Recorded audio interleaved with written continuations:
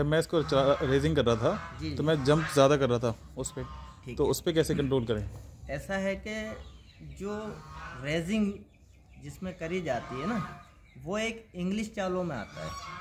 अगर आपको चाल चलाना है तो उसमें कंफर्टेबल बैठे होते हैं तो समझ में आता है, लेकिन रेसिंग का जो मेन चीज़ है ना वो ये है कि जब घोड़ा अपना राइट हैंड ज़मीन पे मारता है तब हमें अपने पैरों पे फोर्स देते हुए बॉडी को ऊपर की तरफ जाना होता है।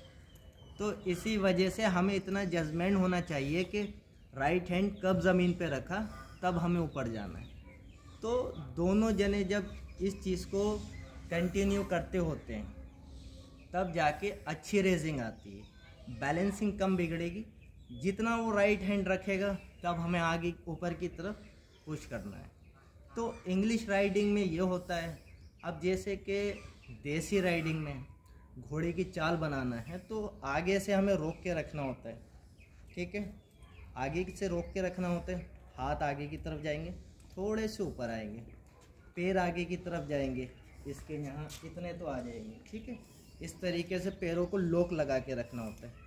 चेस्ट जो होता है हमारा आगे के बजाय थोड़ा पीछे की तरफ स्लाइड होगा और इस तरीके से रोक के रखेंगे। अगर स्पीड का में या तो हमें आवाज़ देना है या फिर इस पैर पे अपने बैलेंसिंग करके और किक कर देना है, तो वो देसी चाल होती है।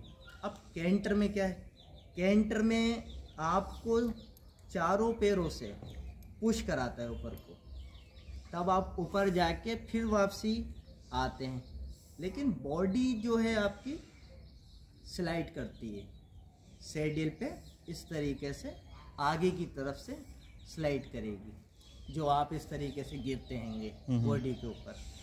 रेसिंग पे पंजों के बल पे जो अगला हैंड करेगा, और जो गैलप होता है, गैलप के लिए क्या है कि हमें इस तरीके से, हम ऐसे बैठे हैं तो हमारी कमर इस तरीके से हो जाएगी, ठीक है। अब ये हाथ जो है हमारे हम रखे हुए इस तरीके से, तो ये फिर जितनी रफ्तार घोड़े में होगी उतना ही चलाना है। आगे की तरफ आ जाएंगे, थाई से पकड़ लेंगे और यहाँ पैरों को लॉक कर लेंगे, यहाँ पावर आ जाएगी, यहाँ सैडल के ऊपर यहाँ हमने लॉक किया, घुटने को यहाँ लगा दिया और पूरे इस तरीके से थाई से चिपक गए, ताकि लाइन स्ट्रेट बन जाए पीछे से। तरीके से हम चला रहे हैं तो वो फुल स्पीड होती है, जिसे बोलते हैं टॉप गियर। जितनी भी ताकत होती है घोड़े के अंदर आप फिर उस टाइम सब लगवा देना, जितनी भी उसकी हद है उतना ही वो चल पाएगा। ओके, ठीक है, थैंक यू वेरी मच।